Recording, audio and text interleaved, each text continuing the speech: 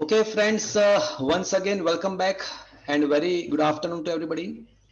I hope you all are safe, your family member, your relative, your parents, your friends, all are safe. And you are enjoying this new era, this new way of learning. Friends, we are discussing chapter number one. Chapter number one નામ છે chapter number 1 નું વિદ્યુત ભાર અને વિદ્યુત ક્ષેત્ર.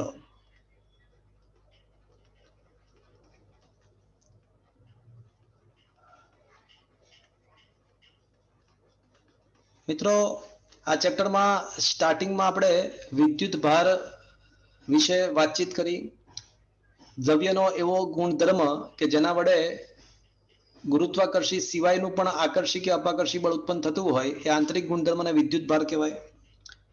વિદ્યુત ભાર ધન અને ઋણ પ્રકારના હોઈ શકે. બેન્જામિન ફ્રેન્કલિને આ સંજ્ઞા પદ્ધતિ આપી. ઇલેક્ટ્રોન્સ અને એ ટાઈપના બધા વિદ્યુત ભાર ઋણ ગણવામાં આવ્યા. પ્રોટોન્સ અને એ ટાઈપના બધા વિદ્યુત ભાર ધન ગણવામાં આવ્યા. ઇલેક્ટ્રોન્સ અને પ્રોટોન્સના વિદ્યુત ભાર સમાન મૂલ્યના હોય છે. એનું સમાન પરંતુ ઓપોઝિટ પ્રકારના 1.6 ઇન્ટુ 10⁻⁹ કુલમ્બ એવું આપણે જાણીએ છીએ. વિદ્યુત ભારની હાજરી પરખવા માટે ઇલેક્ટ્રોસ્કોપ નામના સાધનની પણ શોધ કરી. ઇલેક્ટ્રોસ્કોપનો વિડીયો મેં તમને બતાવ્યો હશે. Yes or no friends? Yes, sir. Yes, sir. વિદ્યુત ભારના અમુક ચોક્કસ ગુણધર્મો જેમ કે એનો સરવાળો થઈ શકે છે, એનું સંરક્ષણ થાય છે, એનું ક્વોન્ટમીકરણ થાય છે, એ બધી વાત કરી હતી. વિદ્યુત ભારનું ચાર્જિંગ કઈ રીતે થાય? કોઈ પણ પદાર્થ પર વિદ્યુત ભાર પ્રસ્થાપિત કરવાની પ્રક્રિયાને ચાર્જિંગ કહેવાય. તો સંપર્ક વડે પણ ચાર્જિંગ થાય અને સંપર્ક વગર પણ ચાર્જિંગ થાય. અને સંપર્ક વગર જે ચાર્જિંગ થાય એને કઈ ઘટના કહેવાય મિત્રો? વિદ્યુતીય પ્રેરણા. વિદ્યુત પ્રેરણ. વિદ્યુત ભારનું પ્રેરણ કહેવાય. એ આપણને ખબર છે. ત્યારબાદ મિત્રો અર્થિંગ કઈ રીતે મહત્વનું છે એની પણ વાતચીત આપણે કરી. વાહક પદાર્થ પર જો વિદ્યુત ભાર મૂકીએ તો એ વાહકમાં ગતિ કરી શકે છે, સમગ્ર વાહકમાં વિતરિત થઈ જાય. પણ અવાહક પર જો વિદ્યુત ભાર મૂકવામાં આવે તો એ માત્ર ને માત્ર જે જગ્યાએ મૂક્યો હોય ત્યાં જ રહે, વહન ના પામે. યાદ આવે છે મિત્રો? હા, sir. હા સર.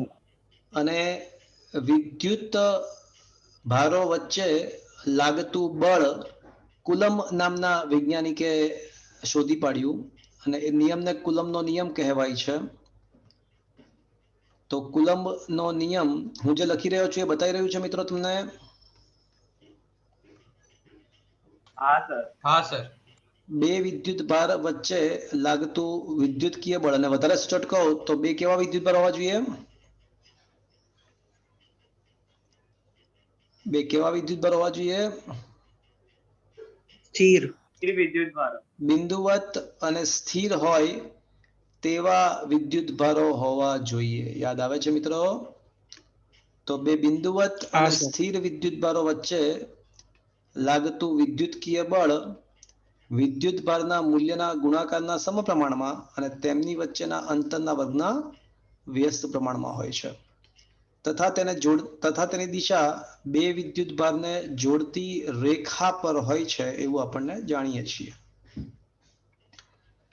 આ કે સમપ્રમાણતા અચળાંક છે.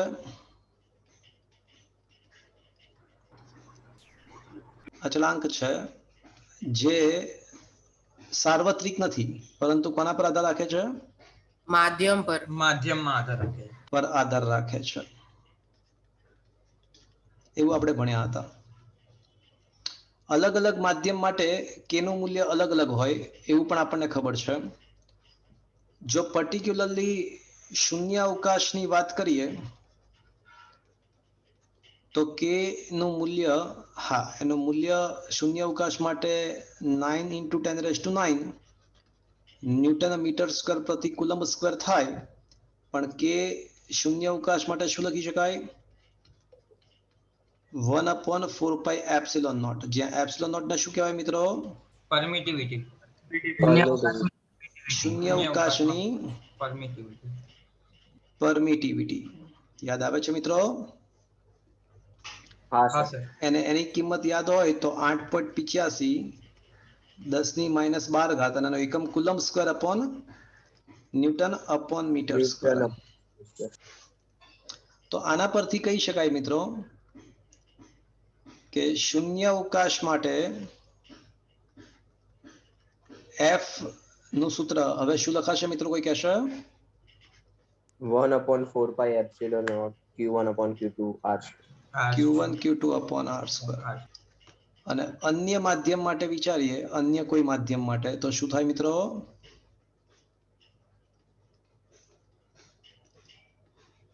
f in medium તો 1/4 pi epsilon naught નહીં આવે, શું આવશે?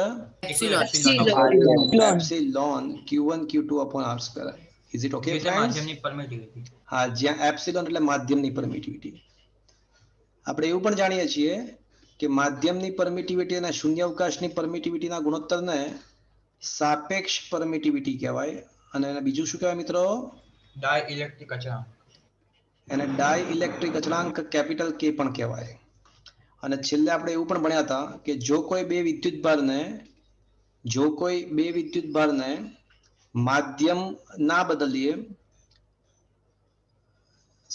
માત્ર માધ્યમ બદલીએ, વિદ્યુત ભારના મૂલ્યો ના બદલીએ, અંતર પણ ના બદલીએ, માત્ર અને માત્ર માધ્યમ બદલવામાં આવે તો બળ કેમાં ભાગનું થઈ જાય છે. હા કે ના મિત્રો? Yes or no? હા સર. હા સર. આના પરથી તમને એક ક્વેશ્ચન લખાયો હશે કે ભાઈ બે બિંદુવત વિદ્યુત ભારો વચ્ચે લાગતું બળ ધારો કે F છે. હવે વિદ્યુત ભારના મૂલ્યો બમણા કરવામાં આવે છે, અંતર અડધું કરવામાં આવે, તો ફટાફટ એક ક્વેશ્ચન એકવાર લખી નાખું ફટાફટ અને આપણે સોલ્વ પણ કરી નાખીએ. ક્વેશ્ચન એવો છે કે બે બિંદુવત વિદ્યુત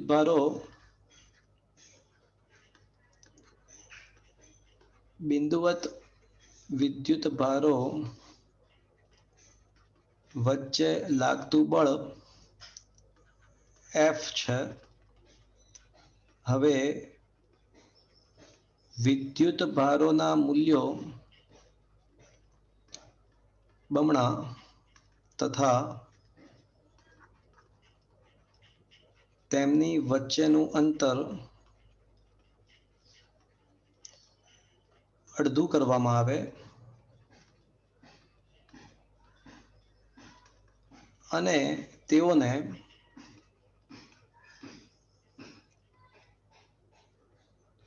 ચાર ડાઇલેક્ટ્રિક અચળાંક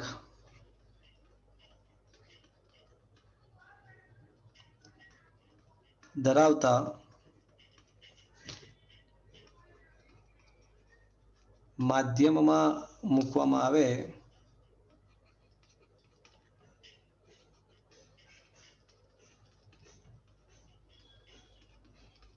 તો વિદ્યુત ભારો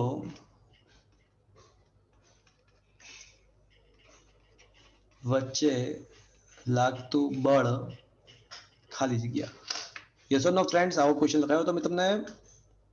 હા સર. 16 હતું. હા સર. 16 હતું સર. Vote ever. શું કહો છો? 4 ડાઇલેક્ટ્રિક અચળાંકની જગ્યાએ 16 ડાઇલેક્ટ્રિક અચળાંક ચાલ, હતું. એ તો હવે સમજ્યા. હવે તો માં શું ફરક પડે છે? જવાબ થોડો બદલાઈ જશે. ઓકે, તો જો શૂન્ય અવકાશમાં શું આવે મિત્રો? તો સ્ટાર્ટિંગમાં જે બળ છે 1/4 pi epsilon naught Q1 Q2 upon R square, right? હા સર. અને માધ્યમમાં શું આવશે મિત્રો? F ડેશ બરાબર 1/4 epsilon Q1 dash Q2 dash upon R dash, right? હા સર. હવે આપ્યું છે કે વિદ્યુત ભારના મૂલ્યો બમણા એટલે Q1 dash ના બદલે 2Q1, Q2 dash ના બદલે 2Q2 અને R dash ના બદલે હું R/2 નો સ્ક્વેર લખું. હા સર. અને એપ્સિલોન ના જગ્યાએ K એપ્સિલોન નોટ. ક્યાંથી આવ્યું? કારણ કે એપ્સિલોન અપોન એપ્સિલોન નોટ બરાબર K છે, તો એપ્સિલોન ના સ્થાને K એપ્સિલોન નોટ લખાય મિત્રો. હા સર. ઠીક છે. હા. તો હવે F ડેશ બરાબર 1/K અને અંશમાં 16 આવશે, 2 દુ 4 અને R²/4, 4 ઉપર જાય એટલે વળી પાછું બીજા 2 આવે એટલે કુલ R/2 નો સ્ક્વેર છે ને, એટલે ટોટલ 4 થઈ જશે.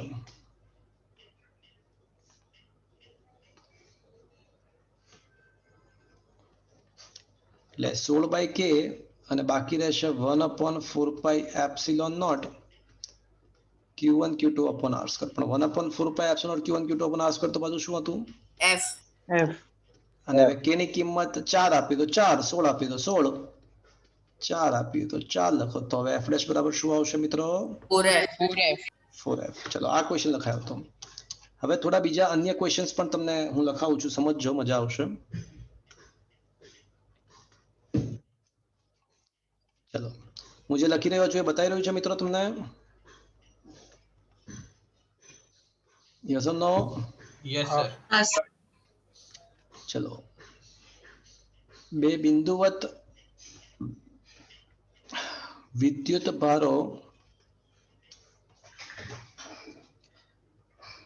વચ્ચે લાગતું બળ 100 ન્યૂટન છે.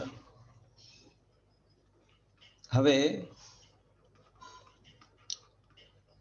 એક વિદ્યુત ભાર ના મૂલ્યમાં 10% નો વધારો અને બીજા વિદ્યુત ભારના મૂલ્યમાં 10% નો ઘટાડો કરવામાં આવે છે.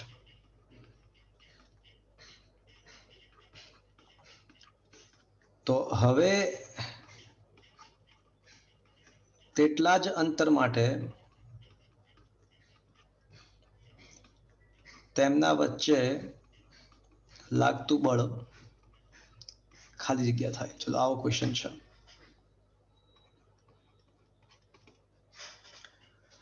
બોલો શું લાગે તમને? એકના મૂલ્યમાં 10% વધારો કરીએ, બીજામાં 10% ઘટાડો કરીએ તો શું થાય? પહેલા 100 ન્યૂટન બળ લાગતું હતું, હવે શું થાય? તમને શું લાગે છે? 100 ન્યૂટન જ લાગશે. સરખું જ રહે ને. हाँ, जीवનમાં એવું લાગે कभी कभी જીવનમાં जो दिखता है वो होता नहीं, जो होता है वो दिखता नहीं. એવું લાગે કે સાહેબ 100 નું 100 જ આવશે ને, કારણ કે 10% વધ્યું ને 10% ઘટ્યું તો એનું એ પાછું ના આવે. એવું ના થાય દર વખતે. જો સાંભળો હવે મારી વાત. ચલો પ્રારંભમાં શું કહો છો? 0.99 F આવે. કોણ બોલ્યા? કોણ બોલા? Varun. Very good, is the right answer. હવે તું આવીશ ને લેક્ચરમાં એટલે ચોકલેટ આપીશ તને ને? હા સર. ઓકે, તો સ્ટાર્ટિંગમાં F બરાબર k Q1 Q2 upon r square 100 newton છે, રાઈટ? હવે નવું બળ કેટલું? તો માધ્યમ તો બદલતા જ નથી એટલે k નો કોઈ ટેન્શન જ નથી, પણ Q1 ડેશ Q2 ડેશ અંતર પણ બદલતા નથી એટલે અંતરનું પણ ટેન્શન નથી. પરંતુ હવે Q1 ડેશ શું છે? બોલો Q1 ડેશ શું છે? 1.1 Q1. હા, તો Q1 ડેશ એટલે Q1 તો હતું જ અને એમાં 10% નો વધારો કર્યો એટલે Q1 પ્લસ 0.1 Q1 એટલે 1.1 Q1 થાય. આટલું બધું ના કરે તો સીધું જ વિચારાય, 10% વધે એટલે 110% થાય, 110% એટલે 1.1. સમજ્યા? અને Q2 ડેશ નું શું થશે? તો બોલે Q2 તો હતું જ, એમાં 10% નો ઘટાડો કરવામાં આવે છે એટલે -10% ઓફ Q2 0.9 એટલે એ થશે 0.9 Q2. અથવા સીધું વિચારો કે ભાઈ 10% ઘટે એટલે 90% બાકી રહે અને 90% એટલે 0.9 થઈ જાય. Yes or no friends? Yes. Yes, sir. તો હવે f ડેશ બરાબર શું થશે મિત્રો? કે Q1 ડેશ ના બદલે 1.1 Q1, Q2 ડેશ ના બદલે 0.9 Q2 અને અપોન r સ્ક્વેર.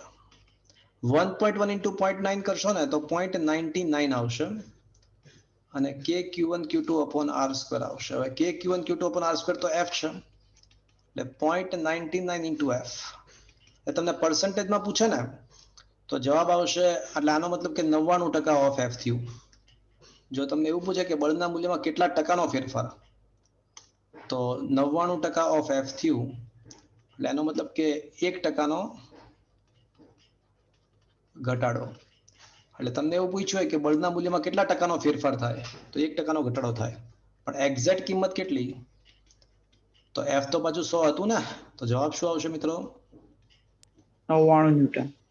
99 ન્યૂટન. આયા બાત સમજ में? हाँ सर. ચલો અર્જુન એક ક્વેશ્ચન કરાવું છું આ ટાઈપનો. આ સમજમાં આવ્યો મિત્રો? हाँ હું જે પણ કઈ ક્વેશ્ચન અહીંયા કરાવું છું ને મિત્રો, એ કોઈને કોઈ કોમ્પિટિટિવ એક્ઝામિનેશન્સમાં પૂછાયેલા હોય છે, ચાહે એ ગુજસેટ હોય, જેડબલ્યુ હોય કે નીટમાં પૂછાયેલા ક્વેશ્ચન હોય છે, એટલે સારી કક્ષાના હોય છે. ચલો સર અમારા નોટ્સમાં લેફ્ટ સાઈડ લખીએ છે ત્યાં જ લખીએ ને? હા, એટલે હું છે ને આની પીડીએફ તમને આપી દઈશ, પછી તમે નોટ્સની અંદર જ તમારે લેફ્ટ હેન્ડ સાઈડ જે બ્લેન્ક પેજીસ છે ને એમાં લખી નાખવાના છો. ઓકે ઓકે હા સર. ओके ચલો.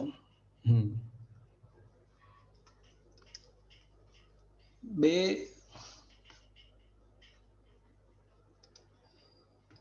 સમાન પરિમાણ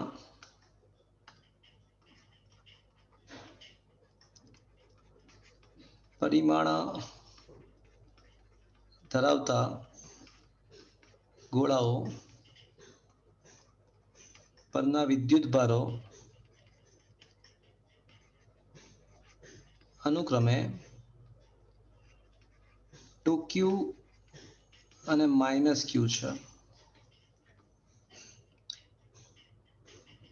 હવે તેઓને 2q અને -q છે તથા તેમની વચ્ચે અમુક અંતર માટે લાગતું બળ F છે. તથા તેમની વચ્ચે અમુક અંતર માટે લાગતું બળ F છે. હવે તેઓને સંપર્કમાં લાવી તેટલા જ અંતરે ગોઠવતા હવે તેમના વચ્ચે લાગતું બળ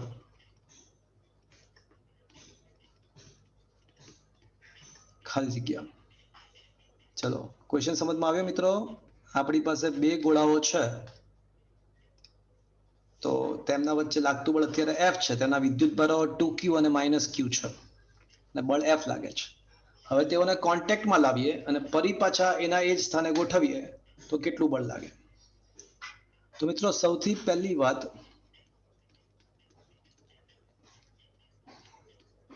સમાન પરિમાણ ધરાવતા ગોળાઓને સંપર્કમાં લાવતા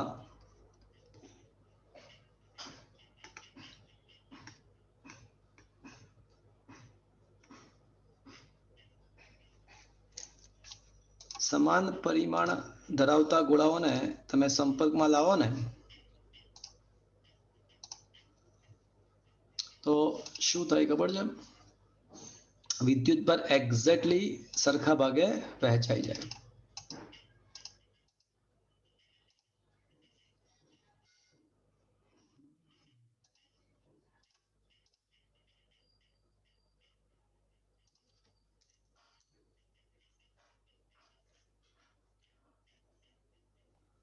લાવતા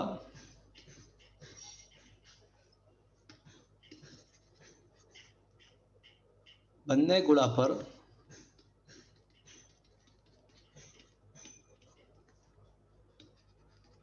વિદ્યુત ભાર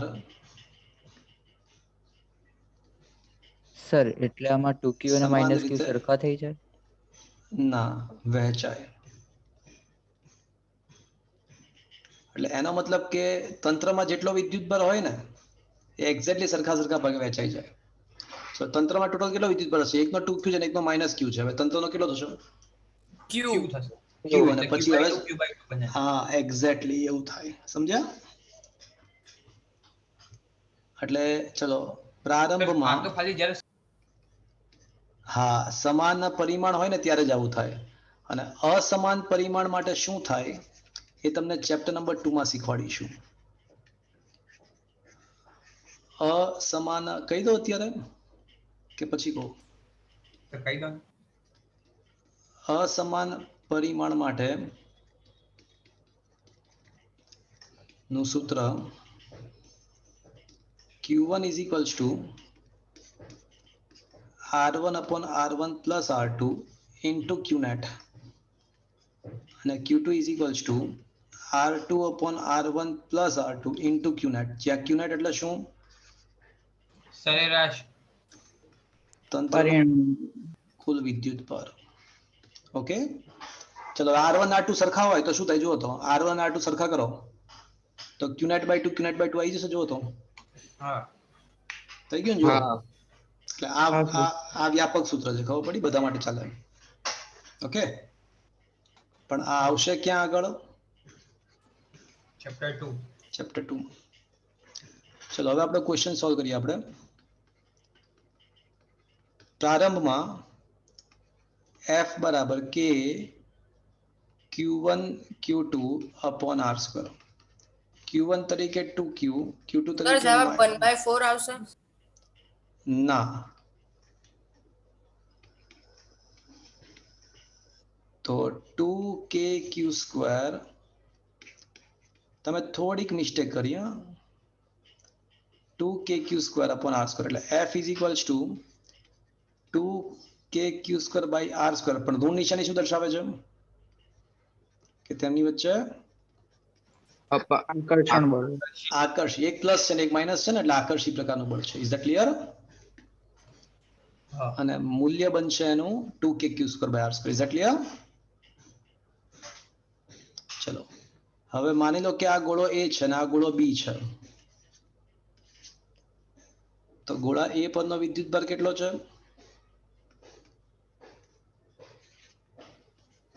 2Q. B પરનો કેટલો છે? -Q. એટલે Minus. તંત્રનો કેટલો થાય? તંત્રનો Q થાય. Q. સંપર્ક થયા પછી શું થશે બંને પર? Q/2 Q/2. Q/2. आया बात समझ में? હા સર.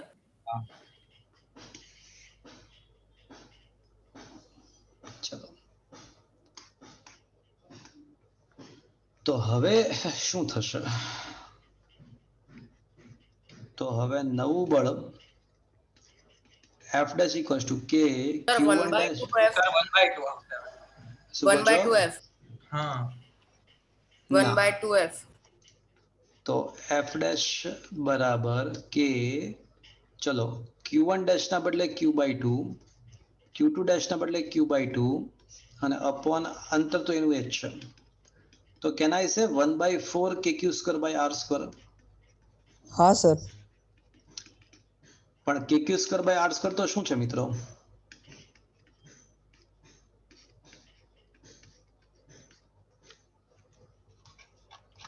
જો KQ square by R square તો સમીકરણ નંબર 1 દેખો તો એ તો F/2 થશે. જો હા મિત્રો, સર F/2. હા આયા બાત સમજ में? તો હા જવાબ શું સર. આવશે? F/8. અને માની લો કે આવા બે ઓપ્શન છે F/8 વાળા, એકમાં આકર્ષણ એકમાં અપાકર્ષણ. તો શું આન્સર આવશે? આકર્ષણ કે અપાકર્ષણ?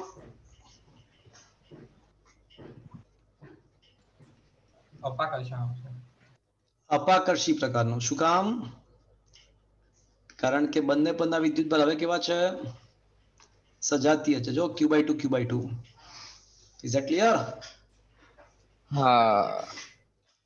आया बात समझ में? હા સર. ચલો સર હજુ રાખો ને એકવાર લખી લઈએ. હું તમને PDF આપી જ દઈશ. PDF મોકલાઈ દઉં છું. ઓકે. ઓકે. ઓકે. અચ્છા, કોઈ નવા સ્ટુડન્ટ્સ હોય તો એ લોકો છે ને એ લોકોએ મારો નંબર સેવ કરવો પડશે પોતાના મોબાઈલમાં. એટલે નંબર સેવ કરી નાખશો ને તો જ ઓલું બ્રોડકાસ્ટ મેસેજ મળશે. એટલે મારો 9898 વાળો જે નંબર છે ને એ પોતાના મોબાઈલમાં સેવ કરી નાખજો તો બ્રોડકાસ્ટ મેસેજ મળતા રહેશે. ઓકે. બે ગોળાઓ પરના વિદ્યુત ભારો Q અને -Q છે. તેમની વચ્ચે લાગતું બળ F છે. હવે 25% વિદ્યુત ભાર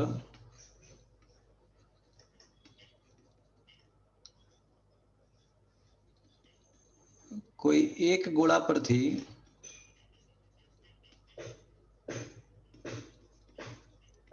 બીજા ગોળા પર ટ્રાન્સફર થાય છે તો તેટલા જ અંતર માટે હવે તેમના વચ્ચે લાગતું બળ ખાલી જગ્યા. ચલો ક્વેશ્ચન સમજમાં આવ્યો મિત્રો?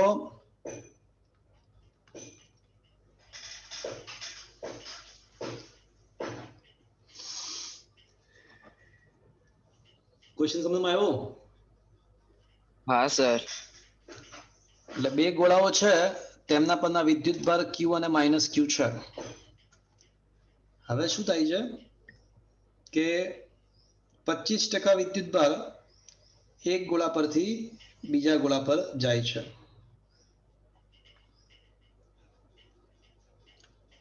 તો 25% વિદ્યુત ભાર એક ગોળા પરથી બીજા ગોળા પર જાય તો હવે એટલા જ અંતર માટે કેટલું બળ લાગશે?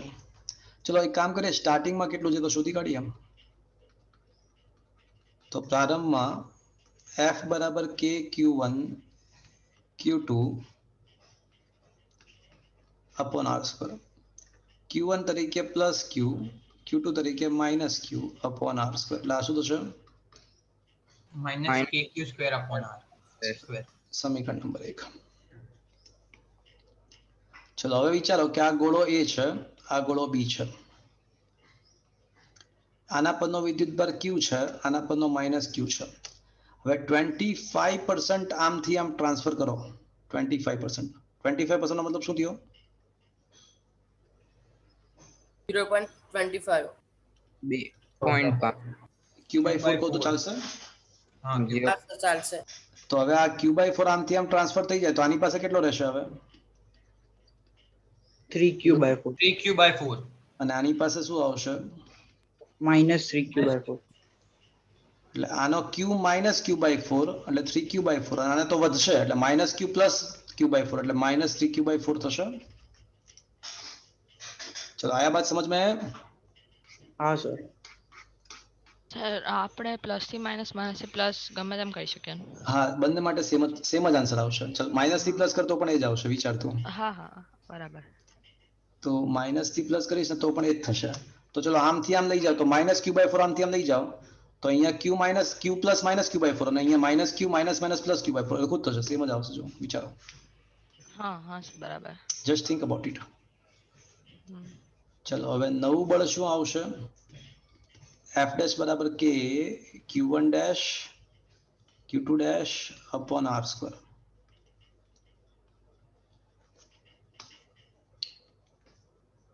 Q1 ડેશ શું છે મિત્રો? 3q/4. Q2 dash minus 3q/4. 3q/4 upon R square. તો આ થઈ જશે તમારું 9/16, 3 તેરી 9, ચોકે ચોકે 16 અને અહીંયા આવશે માઇનસ KQ²/R². પણ માઇનસ KQ²/R² તો શું છે મિત્રો? F. પ્રારંભિક બળ છે. હા તો આન્સર આવશે 9/16 F. આયા બાત સમજ में? હા સર. હા સર. ઠીક છે, સમજ આવ્યો મિત્રો? હા સર. ઓકે. તો મિત્રો આવા કુલમના નિયમ પર આધારિત અલગ અલગ પ્રકારના MCQ જેવા ક્વેશ્ચન્સ મેં તમને કરાવ્યા. લોટ્સ ઓફ કોમ્પિટિટિવ એક્ઝામિનેશન્સની અંદર અલગ અલગ કેટલાય પ્રકારના આમાંથી ક્વેશ્ચન્સ પૂછાતા રહેતા હોય છે, પણ બેઝિક 4 પ્રકારના અલગ અલગ ક્વેશ્ચન મેં તમને કરાવ્યા એટલે લગભગ તમને હવે બધા જ પ્રકારના ક્વેશ્ચન સોલ્વ કરતા મોસ્ટલી આવડશે, વાંધો નહીં આવે. Okay okay sir. ઓકે હવે સર. આપણો ટાર્ગેટ છે ને એ કુલમનો નિયમ અદિશ સ્વરૂપે સમજવાનો છે. આપણે હવે મિત્રો નવો ક્વેશ્ચન ડિસ્કસ કરી રહ્યા છીએ. ક્વેશ્ચન નંબર 10 સુધી આપણે સંપૂર્ણપણે ડિસ્કસ કર્યું છે. હવે આપણે ક્વેશ્ચન નંબર 11 સ્ટાર્ટ કરીએ. આ ક્વેશ્ચન તમારે 2 અથવા 3 માર્ક્સમાં લર્ન બાય હાર્ટ કરવાનો છે, પ્રિપેર કરવાનો છે. ક્વેશ્ચન એક્ઝામમાં પૂછાઈ શકે છે કે કુલમનો નિયમ અદિશ સ્વરૂપે સમજાવો.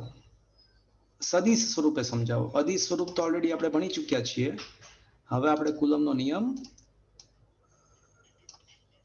સદિશ સ્વરૂપે સમજીશું. પણ સૌથી પહેલા તો ક્વેશ્ચન એવો થાય કે કુલમનો નિયમ સદિશ સ્વરૂપે સમજવો એનો મતલબ શું? કુલમના નિયમનું સદિશ સ્વરૂપનો અર્થઘટન શું થાય? તો મિત્રો, કુલમનો નિયમ સદિશ સ્વરૂપે સમજવો એનો મતલબ કે બે વિદ્યુત ભારો વચ્ચે લાગતું બળ સદિશ સ્વરૂપે મેળવવું.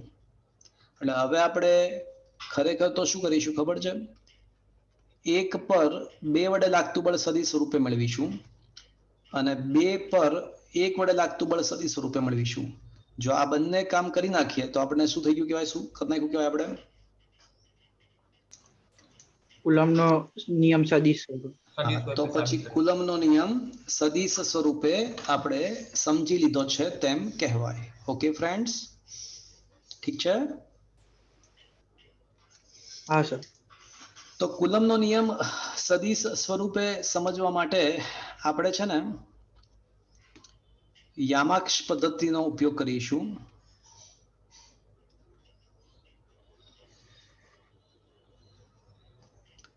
આકૃતિની અંદર XYZ યામાક્ષ પદ્ધતિ દર્શાવેલ છે.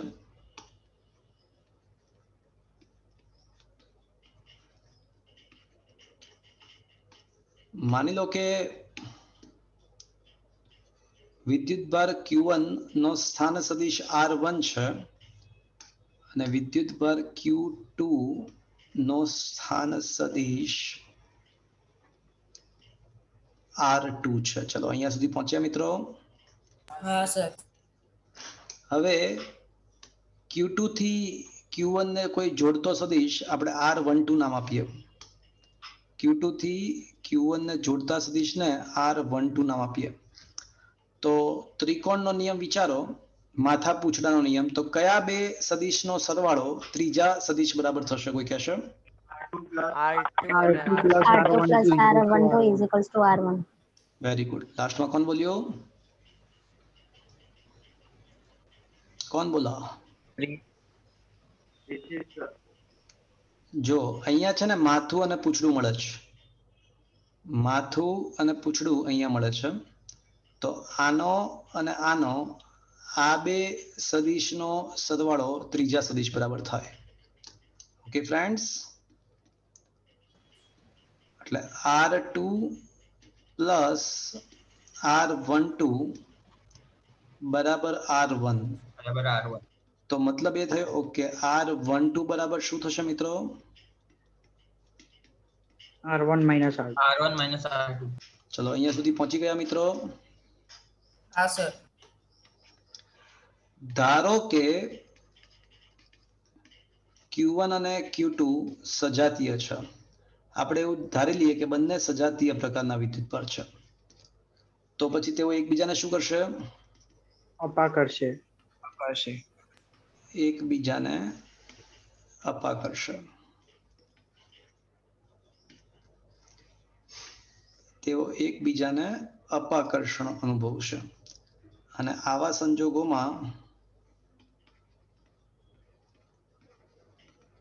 સંજોગોમાં તેમના વચ્ચે લાગતા બળો આકૃતિમાં દર્શાવેલ છે. ચલો મિત્રો, અપાકર્ષણ એટલે Q1 પર જે બળ લાગશે એની દિશા કઈ હશે? આમ Q2 તરફ કે Q2 થી દૂર તરફ? Q1 પર લાગતા બળની દિશા આમ Q2 તરફ બતાવું કે Q2 થી દૂર તરફ બતાવું? બોલો, અહીંયા બતાવું કે આમ બતાવું? ઉપરની સાઈડ Q2 થી દૂર. દૂર. તો can I say this is the direction of F12. 1 પર 2 વડે લાગતું બળ લખી શકાય મિત્રો આ દિશામાં. હા.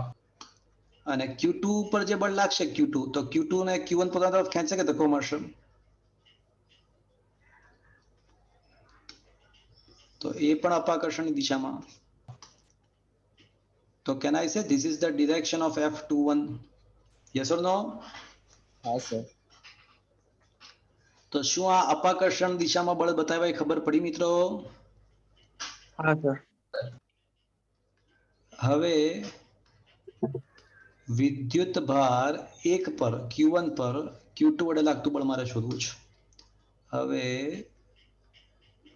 વિદ્યુત ભાર Q1 પર Q2 વડે લાગતું બળ, તો 1 પર 2 વડે લાગતું બળ. તો મિત્રો તમને ખ્યાલ છે કોઈ પણ સદિશ તમારે શોધવો હોય તો એનું મૂલ્ય ઇન્ટુ એકમ સદિશ થાય. હા કે ના? હા હા સર. તો મૂલ્ય ઇન્ટુ એકમ સદિશ કરો એટલે તમને બળ મળી જાય. તો મૂલ્ય તો આપણને ખબર જ છે. મૂલ્ય તો 1/4πε0 કશું લખ્યું ના એટલે શૂન્યાવકાશ જ લેવાનું હોય. Q1 Q2 અને ધારો કે તેમની વચ્ચેનું અંતર r છે તો અપોન r સ્ક્વેર. પણ એકમ સદિશ કયો? મૂલ્ય તો ખબર પડી ગઈ. હવે જુઓ તો F12 ની દિશા અને R12 ની દિશા એક જ છે. જુઓ તો હા, એક જ. R12 સદિશ અને F12 એક જ દિશામાં છે. હા કે ના? હા સર. હા સર. તો એકમ સદિશના બદલે R12 કેપ લખી નાખું તો ચાલે, કારણ કે એક જ દિશામાં છે. હા સર. હા લખી શકે. અને જ્યાં R12 કેપ કઈ રીતે મળે? તો આપણને એ પણ ખબર છે કે એકમ સદિશ બરાબર સદિશ ભાગ્યા તેનું મૂલ્ય. હા કે ના? હા સર. એટલે વેક્ટર R12 સદિશ ભાગ્યા માનાંકમાં R12. વેક્ટર R12 તો આપણને ખબર છે કે R1 માઇનસ R2 અને ભાગ્યા તેનો માનાંક કરી નાખવાનો એટલે આપણને વેક્ટર R12 કેપ મળી જાય. અને ઓલું R1 માઇનસ R2 એટલે ખરેખર તો એ અંતર પણ છે. માનાંકમાં R1 માઇનસ R2 તમે કરો ને તો એ તેમની વચ્ચેનું અંતર પણ મળી જાય. તો આ સૂત્ર વાપરશો એટલે F12 મળી જશે. ચલો હવે વિદ્યુત ભાર Q2 પર Q1 વડે લાગતું બળ શોધીએ. તો Q2 પર Q1 વડે લાગતું બળ હવે મારે શોધવું છે. તો સૂત્ર શું વાપરીશું બોલો? તો વળી પાછું મૂલ્ય તો શું આવશે? 1/4πε0 Q1 Q2 Q1 Q2 upon R square. Upon R square. સૂત્ર તો એનું એ જ આવશે, પણ ઇન્ટુ હવે હું શું લખું? R21 cap. હા, R21 R21 કેપ વિરુદ્ધ. લખાય મિત્રો. R21 પણ R21 કેપ ના બદલે મારે R12 કેપ જ લખવું હોય તો મારે શું લખવું જોઈએ?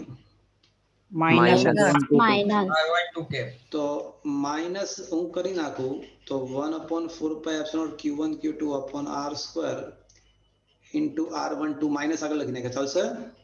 હા સર. તો હા. F21 બરાબર માઇનસ F12 લખાય મિત્રો. હા સર. એટલે આમ બંને બળોના મૂલ્યો સમાન છે. માનાંક કરશો તો બંનેના સમાન, પણ વચ્ચે માઇનસ આવ્યો મતલબ કે દિશા એકબીજાની દિશા વિરુદ્ધ. વિરુદ્ધ આ તો છે. કયા નિયમનું પાલન થયું કહેવાય? ન્યૂટનનો ત્રીજો નિયમ. આ તો ન્યૂટનના ગતિનો ત્રીજો નિયમ. તો આમ સાબિત થાય છે કે વિદ્યુત ભાર વચ્ચે લાગતું પારસ્પરિક બળ ત્રીજા નિયમનું પણ પાલન કરે છે.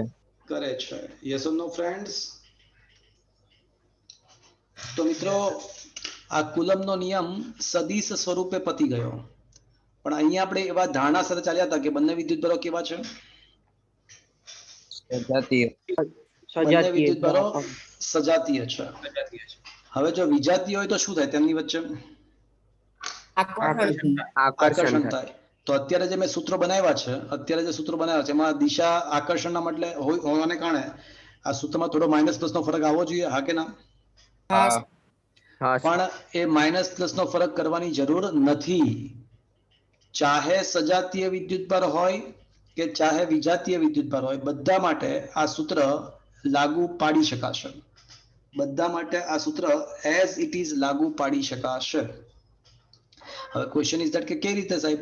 કારણ કે આપણને ખબર છે કે અપાકર્ષણના બદલે આકર્ષણ હોય તો દિશા ઉલટાઈ જ જવી જોઈએ. તો હવે કેમ એવું કહો છો કે આ સૂત્ર લાગુ પાડી શકાશે? લાગુ પાડી શકાશે. પૂછો ક્યુ? ક્યુ સર. કારણ કે ચલો માની લો ટેમ્પરરી માની લો કે બંને વિદ્યુતભાર સજાતીય એટલે ધન છે, બંને ધન છે એવું માનો, તો બંને ધન હોય તો ગુણાકાર કેવો મળશે બંનેનો? ધન. ધન જ મળશે. હા, તો બંને ધન હોય તો અહીંયા આગળ જે ગુણાકાર છે એ ધન જ મળશે. બંને ઋણ હોય તો ગુણાકાર કેવો મળશે? ધન. ધન જ ધન. મળશે. પણ એક ધન અને એક ઋણ હોય તો ગુણાકાર કેવો મળશે? ઋણ. તો આગળ માઇનસ નિશાની આવી ગઈ ઓટોમેટિકલી, જુઓ તો. હા સર. એટલે હા, જો સર. બે વિદ્યુતભારો વિજાતીય હોય ને તો તમે જ્યારે વિદ્યુતભારની કિંમત મૂકશો ને તો ઓટોમેટિકલી અહીંયા આગળ માઇનસ આવી જ જશે. એટલે ઓટોમેટિકલી અપાકર્ષણ આપણે દિશા આકર્ષણની થઈ જ જશે, એની જાતે જ માઇનસ આવી જશે. ખબર પડી મિત્રો? હા સર.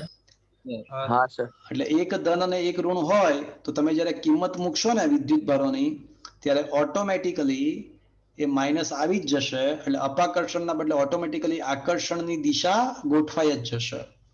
એટલે એનો મતલબ કે આ સૂત્ર ચાહે બે વિદ્યુતભાર સજાતીય હોય કે વિજાતીય હોય, બધા જ પ્રકારના વિદ્યુતભાર માટે સાચું છે, પણ વિદ્યુતભારોને પોતાની સંજ્ઞા સાથે મૂકવાના. ઓકે, પ્લસ અને માઇનસ સાથે મૂકવાના સૂત્રમાં. Is that clear? Yes sir. Clear sir. તો આ થઈ ગયો કુલમનો નિયમ સદિશ સ્વરૂપમાં. સમજમાં આવ્યું મિત્રો? હા સર. હા સર. ચલો હવે મિત્રો વિચારો કે આપણી પાસે જે તંત્ર છે ને એમાં ઘણા બધા વિદ્યુતભારો છે, એક કરતા વધારે વિદ્યુતભાર આવેલા છે.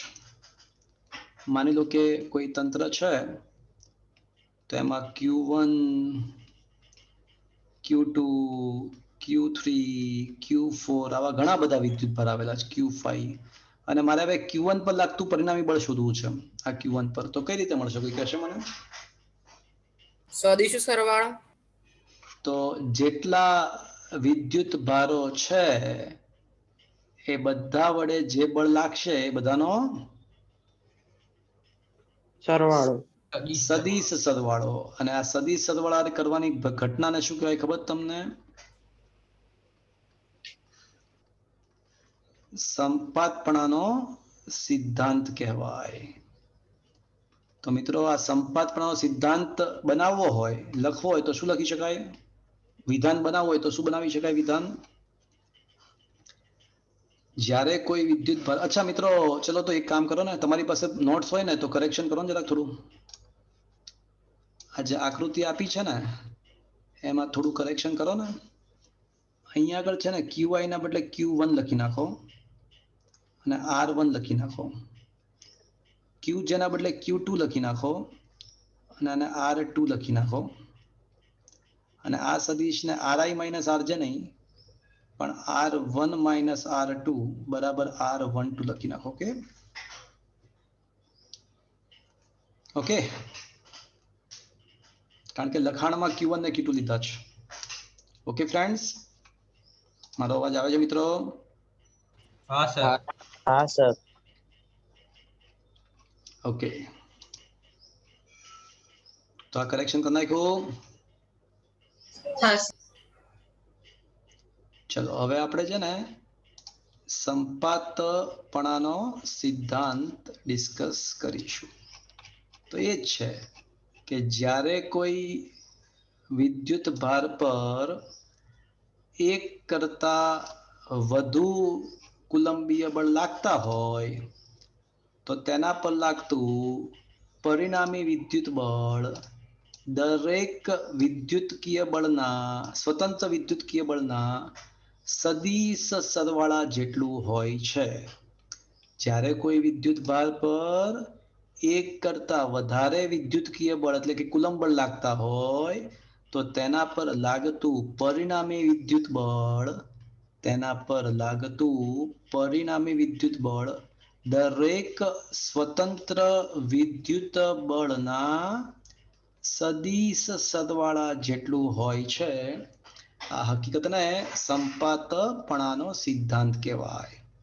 તો Q1 પર લાગતું પરિણામી બળ એટલે 1 પર 2 વડે લાગતું બળ પ્લસ 1 પર 3 વડે લાગતું બળ પ્લસ 1 પર 4 વડે લાગતું બળ, જેટલા હોય એટલા બધા વડે લાગતા બળનો સદિશ સરવાળો. Is that clear friends? Yes sir. તો આ હકીકતને જ સંપાતપણાનો સિદ્ધાંત કહેવાય.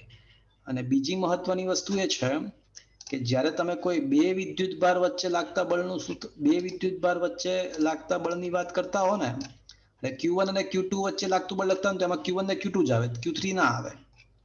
એટલે વિદ્યુત બળો ટુ બોડી ફોર્સ કહેવાય. બે વિદ્યુત બળો, બે વિદ્યુત ભારો વચ્ચે ઉદ્ભવતા બળોના સૂત્રમાં ત્રીજો વિદ્યુત ભાર આવી જ ના શકે. હા, કુલ બળમાં તો બરાબર છે, પણ જ્યારે બે વિદ્યુત ભાર વચ્ચે લાગતું બળ લખતા હોઈએ ને તો એના સૂત્રમાં તો એ બે જ આવે, Q1 ને Q2 જ આવે, Q3 ના આવે. જેમ કે તમે F12 લખવા માંગો છો અહીંયા આગળ, તો K Q1 Q2 upon R12 નો સ્ક્વેર ઇન્ટુ R12 કેપ જ આવે. ભલે ને પછી Q3 Q4 Q5 બધા છે ખરા, પણ F12 ના સૂત્રમાં ના આવે. એટલા માટે તેને ટુ બોડી ફોર્સ કહેવાય. શું કહેવાય મિત્રો? Two body force. તમે 1 અને 3 વચ્ચે લાગતું બળ લખવા માંગતા હો ને તો K Q1 Q3 R13 square into R13 cap plus K Q1 Q4 upon R14 square R14 cap and so on ચાલ્યા કરશે. અથવા બીજી ભાષામાં summation of K Q1 QJ upon R1J નો સ્ક્વેર ઇન્ટુ R1J કેપ, જ્યાં J બરાબર 2 થી n. અને માની લો કે કોઈ ith વિદ્યુત ભાર છે, 1 નથી પણ ith વિદ્યુત ભાર છે, તો summation of J is equals to 1 થી n, પણ જેની કિંમત I ના થઈ શકે કારણ કે પોતે પોતાના ઉપર બળ પેદા ના કરી શકે.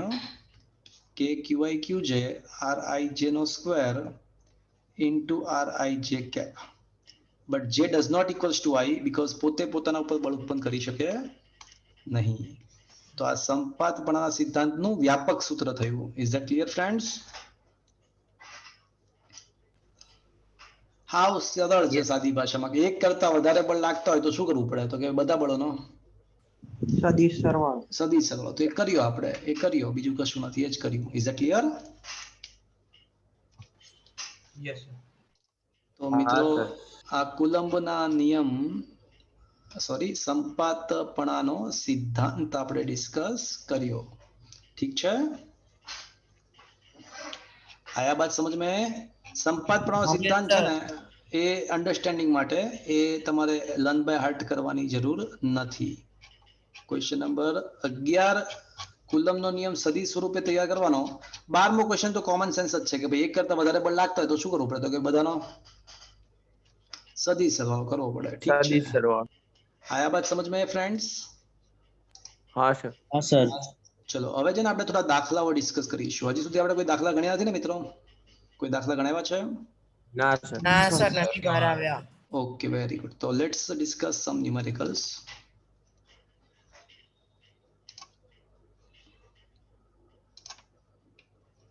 ચલો, શું તમારા મોબાઈલની સ્ક્રીન પર તમને ન્યુમેરિકલ્સ દેખાઈ રહ્યા છે મિત્રો? હા સર. હા સર. ચલો, સૌથી પહેલા ક્વેશ્ચન નંબર 1 પર આવો. સર આ પેલી તમે વેજ વાળી બુક આપી હતી એમાં જ છે ને? હા, એ છે જ છે, એ જ બુક છે. ઓકે,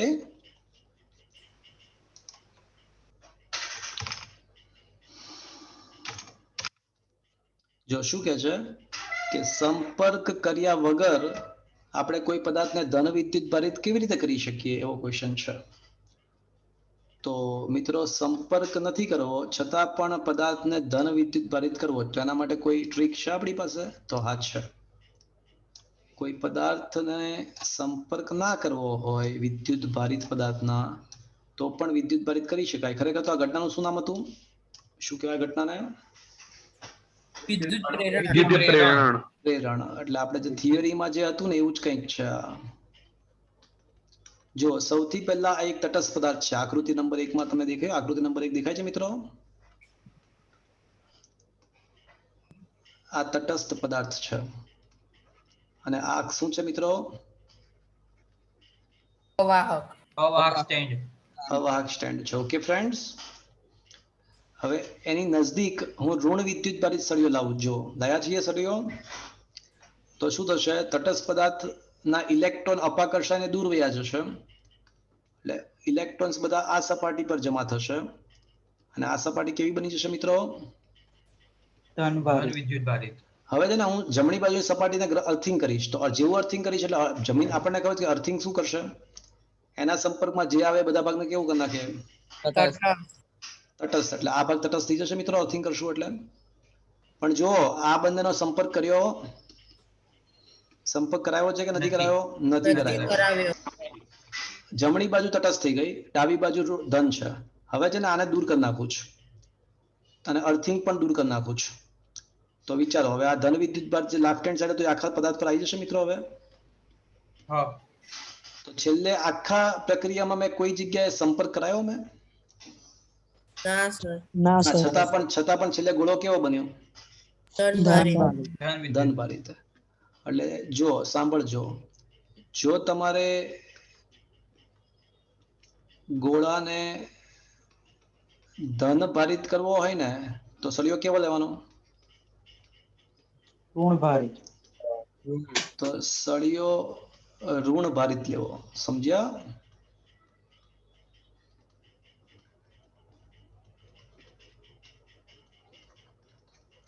અને જો ગોળાને તમારે ઋણ ભારિત કરવો હોય સેમ ટુ સેમ મેથડમાં તો ધન ભારિત.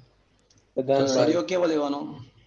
ધન. ધનભારી. ધન લેવાનું. ધન વિદ્યુત ભારિત લેવાનો. સમજ્યા મિત્રો? હા સર. હા સર. ઠીક છે. બાકી ક્વેશ્ચન ઉલટો પણ પૂછાઈ શકે. આયા બાત સમજ में? હા સર. હા સર. તો એવું જો એક્ઝામ્પલ બાજુમાં આપ્યું જ છે કે ભાઈ ધારો કે આપણે આ જ ક્વેશ્ચન તમને એવું આપ્યું કે ઋણ વિદ્યુત ભારિત હોય તો પછી સળિયો ધન લઈ લેવાનો. જો દેખાય છે સળિયો એક્સ્ટ્રામાં આપ્યું જ છે. ઓકે, ચલો હવે ઉદાહરણ નંબર 2. ઉદાહરણ નંબર 1 સમજમાં આવ્યું મિત્રો?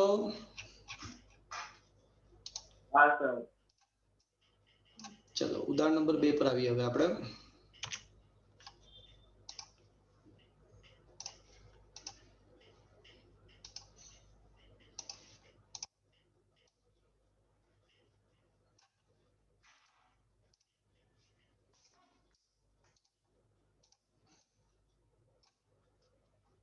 શું તમારા મોબાઈલની સ્ક્રીન પર તમને ઉદાહરણ નંબર 2 ની રકમ દેખાય છે?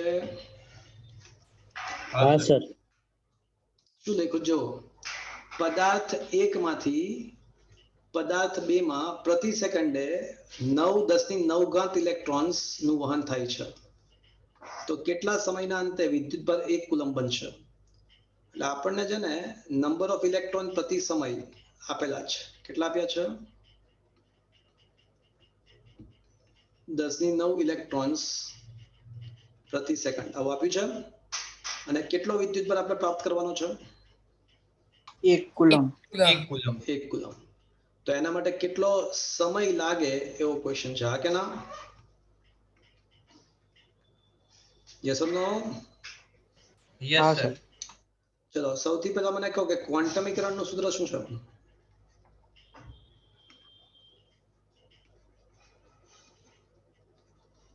Q બરાબર NE.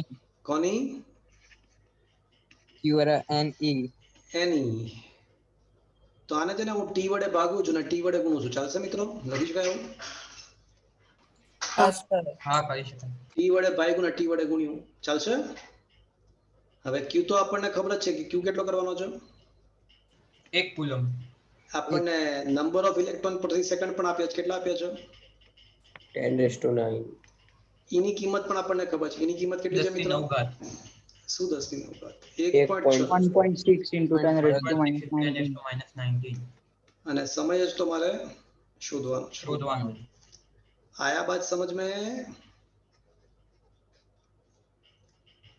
Is it okay friends? समझ પડ્યો? હા સર. એટલે હા, Q સર. બરાબર એની થી શરૂઆત થઈ. સમજ્યા? બસ હવે સમયને સૂત્રનો કરતા બનાવો તો 1/1.6 10⁻⁻10 થશે. 10⁻⁹ છે એટલે હા. થશે મિત્રો? હા સર.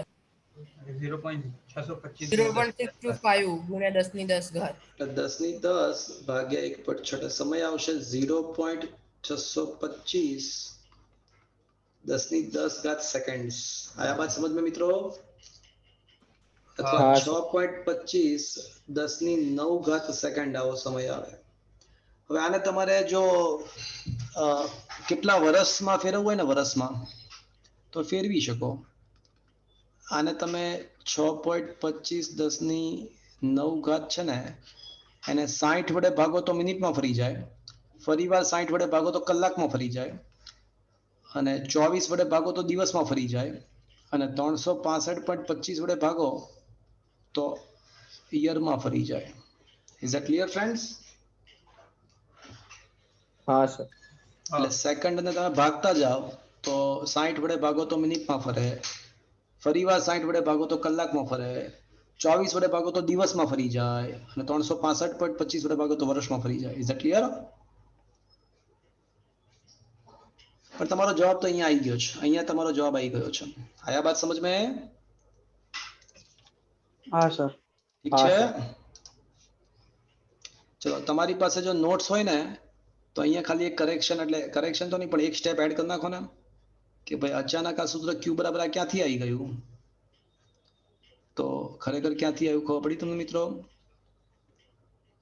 તો એક સ્ટેપ આપણે ઉમેરી દઈશું, ક્યુ બરાબર એની. ઠીક છે. હા પછી ટી વડે ભાગ્યું, ટી વડે ગુણ્યું. સમજ્યા?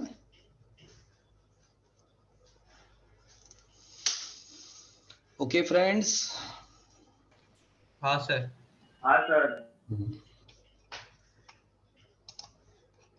ચલો આમાં કલાકમાં આમાં છે ને જો યરમાં ફેરવ્યું છે, તો આ યરમાં કઈ રીતે ફેરવ્યું ખબર પડી તમને? જો કે તમે ના ફેરવો તોય ચાલે, અહીંયા તમારો આન્સર આવી જ જાય છે અહીંયા આગળ. ઓકે, તો પેલા ક્વેશ્ચન 2 માં સ્ટેપ વધારવાની જરૂર નહીં. શું કહો છો? આ જે સ્ટેપ વધાર્યું આપણે એની જરૂર નહીં કે પછી લાઈનમાં લખેલું જ છે પ્રતિ સેકન્ડ. હા ચાલશે, તમને જે યોગ્ય લાગે એ કરો. બરાબર છે, તમને સમજ પડી ગઈ તો ઠીક છે. બાકી ક્યારેક 3-4 મહિના પછી કદાચ એવું થાય કે ક્યાંથી આવ્યું તો લખો તો સારું તમારા માટે. બરાબર છે? હા સર. ચલો ક્વેશ્ચન નંબર 3 AI માં પૂછાઈ ગયેલો ક્વેશ્ચન છે. આ સરસ મજાનો ક્વેશ્ચન છે.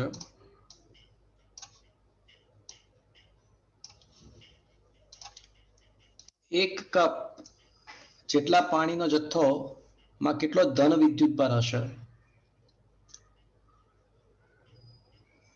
એક કપમાં પાણીનો જથ્થો 250 ml હોય છે. કપમાં પાણી 250 ગ્રામ હોય છે. લખી નાખો ને, ક્વેશ્ચનમાં છે આવડે વસ્તુ.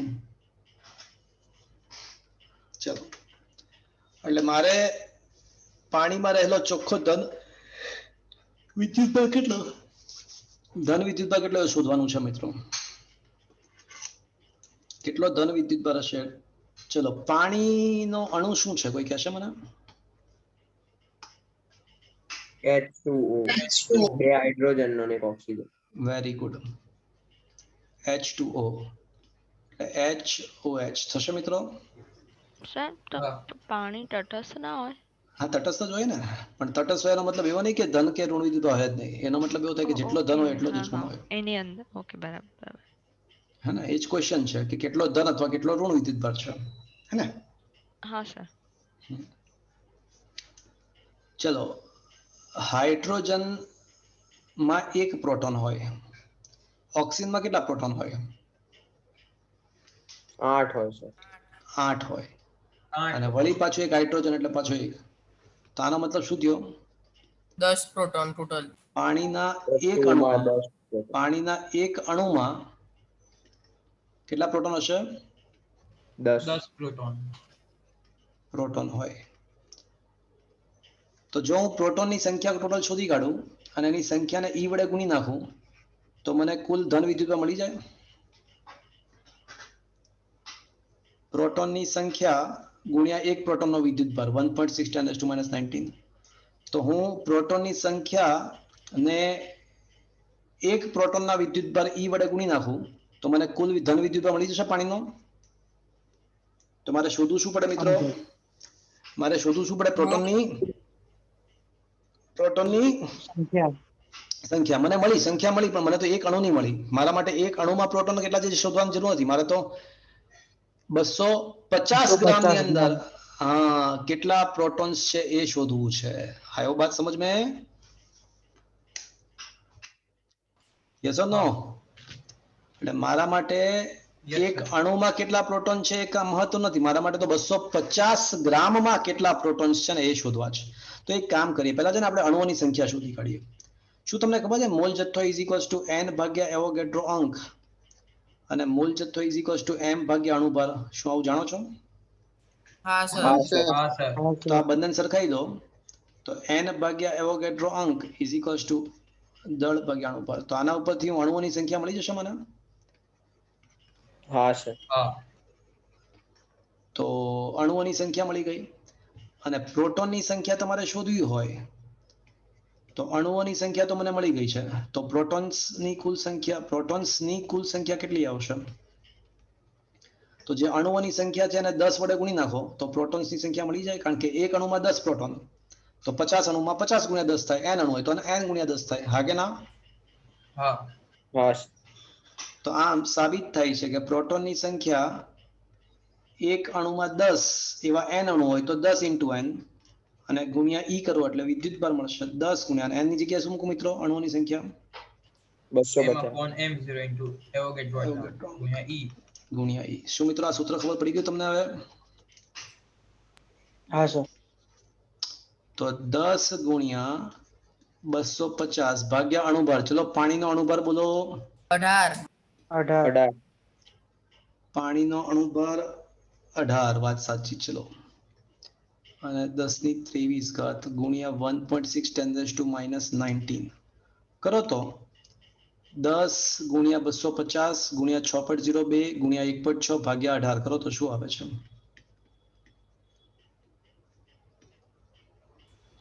1337 પોઈન્ટ 1338.22 તો કેન આઈ સે 1.34 ગુણ્યા 10 ની 7 કુલમ ચાલશે હા હા કહી શકાય તથા આટલા જ મૂલ્યનો શું હશે આધારે ગુણભાર આટલા જ મૂલ્યનો ઋણ વિદ્યુતભાર પણ હોય હા કે ના હા સર તો મિત્રો શું આ દાખલો સમજમાં આવ્યો તમને હા સર હા it's sir a good one ખબર પડી લોજિક ક્યાંથી ક્યાં ગયું હા જો હું ફરીવાર કહી દઉં પહેલા મેં શું કર્યું એક અણુ માં કેટલા પ્રોટોન્સ છે શોધી કાઢી તો ખબર પડી કે પાણીના એક અણુમાં કેટલા પ્રોટોન્સ છે 10 બરાબર છે હા હવે હું છે ને 250 ગ્રામમાં પ્રોટોન્સની સંખ્યા શોધી કાઢું અને એને ગુણ્યા ઈ કરું કારણ કે એક પ્રોટોનનો વિદ્યુતભાર પ્લસ ઈ છે તો એવા n પ્રોટોન્સ હોય તો n ગુણ્યા ઈ જેટલો વિદ્યુતભાર તો પ્રોટોનની સંખ્યાને np કહીએ તો np into e થશે એટલે મારે પ્રોટોનની સંખ્યા શોધવી પડે તો પ્રોટોનની સંખ્યા શોધવા માટે પહેલા મેં શું કર્યું અણુઓની સંખ્યા શોધી તો અણુઓની સંખ્યા પહેલા મોલ જથ્થા પરથી શોધી અને અણુઓની સંખ્યાને 10 વડે ગુણો તો પ્રોટોનની સંખ્યા મળી જાય અને e વડે ગુણો એટલે આપણને પ્રોટોનનો વિદ્યુતભાર મળી જાય આયા બાત સમજ में હા સર શું મિત્રો આ સમજમાં આવ્યો તમને લોજિક હા સર તો એ જ કર્યું છે મિત્રો 10 પ્રોટોન્સ છે એવું સમજાયું છે એટલે q બરાબર નંબર ઓફ અણુઓ ગુણ્યા 10 x બરાબર 10 છે તો n 10 into e એટલે ખરેખર તો એવું વિચારાય કે q બરાબર number of protons into e અને નંબર ઓફ પ્રોટોન્સ કેટલા છે તો કે ભાઈ અણુઓની સંખ્યા ગુણ્યા x અને x ની કિંમત 10 છે 10 ઓકે અને પછી ઓલા અણુઓની સંખ્યાનું સૂત્ર મૂક્યું છે અને સાદુરૂપ આપ્યું એટલે જવાબ આવ્યો આ બાત સમજ में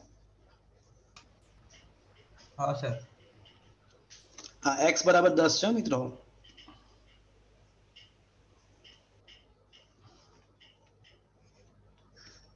ઓકે ઠીક છે હા ચલો એટલે પછી અણુઓની સંખ્યા શોધી કાઢી અને એમાં કિંમત અહીંયા મૂકી દીધી એટલે જવાબ આવી જશે આયા બાત સમજ में આવી ગયું ને જો 1.34 ગુણ્યા 10 ની 7 ઘાત coulomb exact. Is it okay? ચલો ક્વેશ્ચન નંબર 4. શું ક્વેશ્ચન નંબર 3 તમને સમજમાં આવ્યો મિત્રો? હા સર. ચલો ક્વેશ્ચન નંબર 4 પર આવો.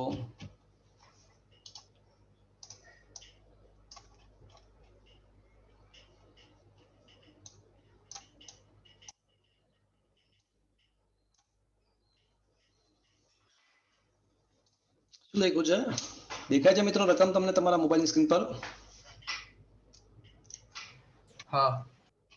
જો શું લખ્યું છે? આપેલા નિશ્ચિત અંતરે સ્થિર રહેલા બે એક પ્રોટોન અને ઇલેક્ટ્રોન વચ્ચે અને બે પ્રોટોન વચ્ચે લાગતા કુલંબીય બળ અને ગુરુત્વાકર્ષી બળ નો ગુણોત્તર શોધો. ચલો પહેલા કેસ 1. કેસ 1 માં કોને કોને લેવાના છે? ઇલેક્ટ્રોન અને પ્રોટોન. ઇલેક્ટ્રોન અને પ્રોટોન વચ્ચે. તો મિત્રો ઇલેક્ટ્રોન અને પ્રોટોન વચ્ચે લાગતું ગુરુત્વાકર્ષી બળ શું આવશે? G mass of electron mass of proton upon r square. હા કે ના? અને વિદ્યુત બળનું માનાંક તો શું આવશે ખબર છે? કે q1 તરીકે પણ ઈ આવશે ને હા ઇલેક્ટ્રોન અને પ્રોટોનના વિદ્યુત બળ તો ઈ જ છે ને માનાંક વિચારે તો એક પ્લસ ઈ ને એક માઇનસ ઈ પણ મૂલ્ય તો ઈ સ્ક્વેર ઈ ઇન્ટુ ઈ એટલે ઈ સ્ક્વેર થશે ને માનાંક તો.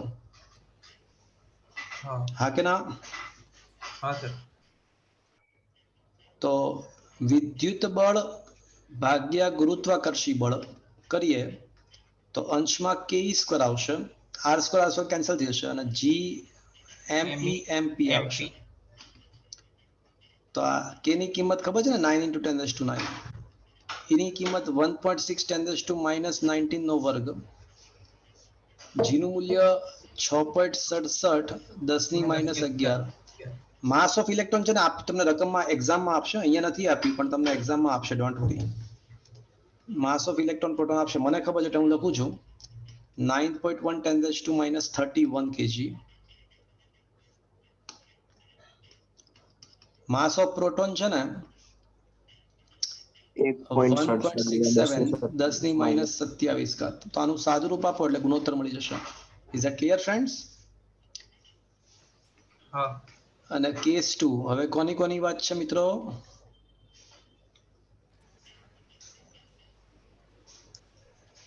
પ્રોટોન વચ્ચે. બે પ્રોટોન બે પ્રોટોન માટે તો વિદ્યુત બળ તો શું આવશે ખબર છે? કે q1 q2 upon r square એટલે કે ઈ સ્ક્વેર બાય r સ્ક્વેર જ આવશે. અને ગુરુત્વાકર્ષી બળ હવે શું આવશે?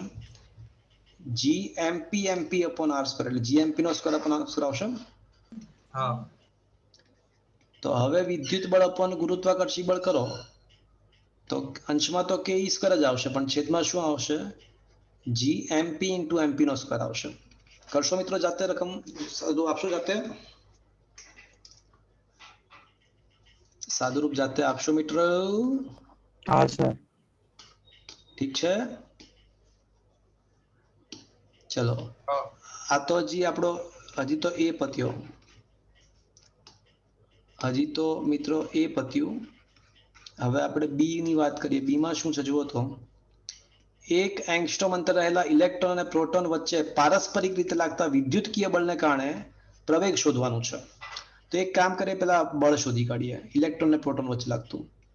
તો કે q1 તરીકે ઈ, q2 તરીકે પણ ઈ જ આવશે મૂલ્યની સાપેક્ષે અને અપોન r સ્ક્વેર એટલે 9 × 10⁹ 1.6 10⁻19 નો વર્ગ અને એક એંગસ્ટ્રોમ 10⁻10 નો વર્ગ પાછો. એટલે આનું સાદુરૂપ આપો ને એટલે કંઈક જો તો કરો તો 9 × 1.6 × 1.6 કરો તો શું આવે છે? 9 × 1.6 × 1.6 કરો તો શું આવે છે જુઓ તો? 23.04.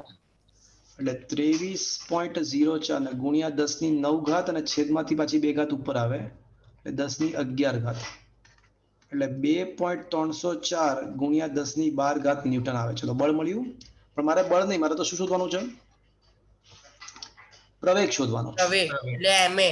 તો પ્રોટોન પર લાગતો પ્રવેગ શોધવો હોય તો f/mp કરવાનું, પ્રોટોનના દળ વડે ભાગવાનું. અને ઇલેક્ટ્રોનનો પ્રવેગ શોધવો હોય તો f/me કરવાનું. ચલો આવડશે મિત્રો? હા સર. હા સર. કરશેબલ છે? હા 10 ની 38 10 ની 20 બરાબર છે. ના, ઘાતમાં લોચો છે હો. ઘાતમાં લોચો છે. 10 ની માઇનસ 9 માઇનસ 38 અને પ્લસ હા. 20.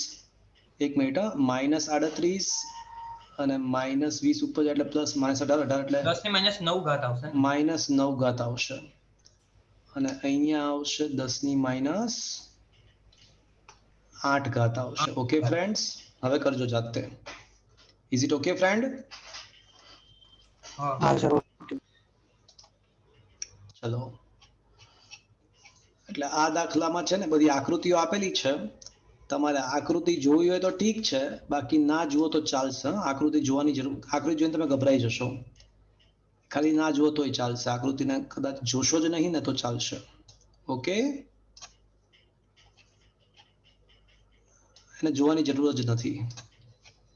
ઓકે ફ્રેન્ડ્સ, ઠીક છે? Okay sir. ઓકે. ચલો, 5મો દાખલો. ચલો, આમાં મોઢે જ તમને આવડી જશે. હું નહીં કરાવું તો પણ આવડી જશે. સાંભળજો. Question number 5.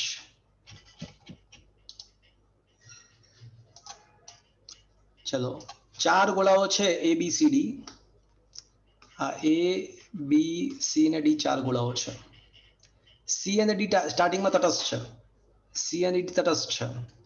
હવે ધારો કે આના પરનો વિદ્યુતભાર Q1 છે અને આના પરનો વિદ્યુતભાર Q2 છે. તો સ્ટાર્ટિંગમાં F બરાબર K Q1 Q2 upon R² થશે. A અને B વચ્ચે લાગતું બળ. હા કે ના? હા હવે શું કહે છે કે C અને A નો સંપર્ક કરાવીએ. A અને C નો સંપર્ક, અને બંને સમાન પ્રકારના ગોળાઓ છે. તો હવે શું થાય વિચારો તો. આનો 0 છે, આનો 0 છે, અને આ બંને વચ્ચે સંપર્ક થાય A અને C વચ્ચે, તો શું થાય? હવે બંનેનો વિદ્યુતભાર અડધો થઈ જાય, વહેંચાઈ અડધો, જાય. એટલે Q1 A અને C નો કુલ વિદ્યુતભાર Q1 છે, અને પછી અડધો અડધો વેચી નાખો તો Q1/Q2. અને એ જ પ્રમાણે છે ને B અને D નો પણ સંપર્ક થયો. તો B અને D નો સંપર્ક થાય તો એનું પણ શું થશે? હવે Q2/2 એટલે Q2/2 Q2/2. Q2/2 થઈ જશે. Q2/2 થઈ જશે. હા કે ના? Yes or no? હા તો હા પાડો. સર. હા સર. તો હવે નવું બળ શોધવાનું છે, પણ અંતર અડધું કરવામાં આવે છે. તો F' તરીકે K Q1' તરીકે Q1/2, રાઈટ? Q2' તરીકે Q2/2, અને હવે અંતર અડધું કરવામાં આવે છે એટલે R/2 નો વર્ગ. તો છેલ્લે જવાબ શું આવશે? 1/4 1/4 કેન્સલ. તો Q1 Q2 upon R² જ આવી જશે. તો F' બરાબર શું આવશે મિત્રો? F. બોગસ કહેવાય ના તો. આવડે? હા સર. હા સર. ઠીક છે, આવડશે. હા સર. તો મિત્રો, આજનો લેક્ચર 12મા ધોરણનો અહીંયા આગળ હું ફિનિશ્ડ કરી રહ્યો છું. અમુક થિયોરી અને ઉદાહરણના 5 દાખલાઓ મેં તમને ગણાવ્યા છે. સ્વાધ્યાયનો પહેલો દાખલો તમને જાતે આપું છું. સાવ સરળ છે, જોઈને જ આવડી જાય એવો છે. સ્વાધ્યાયનો ફર્સ્ટ ન્યુમેરિકલ તમને જાતે આપી રહ્યો છું. તમે વાંચશો તો વાંચતા જ તમને આવડી જશે. જુઓ, આવડશે એવો છે, જુઓ તો તમે. ઠીક છે? હા હા સર, સર. આવડશે. ખાલી તો આજનું હું કામ અહીંયા આગળ ફિનિશ કરી રહ્યો છું મિત્રો. સર આ બધું હોમવર્ક કાલ સુધીમાં કરવાનું? હા, એક એક વાર લખવાનું બધું. ઓકે. અને સર આ એપમાં જ સબમિટ કરવાનું ને? શું કહો છો? એપ્લિકેશનમાં જ તે સબમિટ કરવાનું. હું મોકલાવીશ હમણાં એપ્લિકેશન. નવા છોકરાઓને એપ્લિકેશનનો પાસવર્ડ અને યુઝર આઈડી પણ મોકલાવું છું, નવા સ્ટુડન્ટ્સને. તો આજનો સેશન મિત્રો અહીંયા ફિનિશ કરીએ છીએ. હવે ક્યારે લેક્ચર આવશે મિત્રો?